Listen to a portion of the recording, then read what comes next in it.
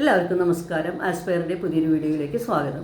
ഇന്ന് ഞാൻ നിങ്ങളുമായി ഷെയർ ചെയ്യാൻ ഉദ്ദേശിക്കുന്നത് കുഞ്ഞുങ്ങളുടെ ഭക്ഷണ രീതിയെക്കുറിച്ചാണ്.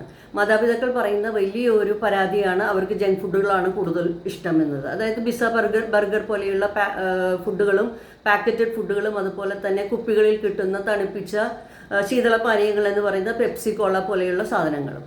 പക്ഷെ ഇതൊക്കെ നിങ്ങൾ കൊടുക്കുന്നതിന് മുമ്പ് ചിന്തിക്കേണ്ടത് നിങ്ങളുടെ കുഞ്ഞുങ്ങൾക്ക് ഇത് ആരോഗ്യത്തിന് നല്ലതാണോ എന്നുള്ളതാണ്. ഒരിക്കലും നല്ലതല്ല. അവരുടെ ബുദ്ധി വളർച്ചയ്ക്കും അവരുടെ ശാരീരികമായ വളർച്ചയ്ക്കും അവരുടെ ശ്രദ്ധ കൂട്ടാനുമൊക്കെ വീട്ടിൽ തന്നെ തയ്യാറാക്കുന്ന പോഷക സമൃദ്ധമായ ആഹാരമാണ് കുഞ്ഞുങ്ങൾക്ക് ആവശ്യം.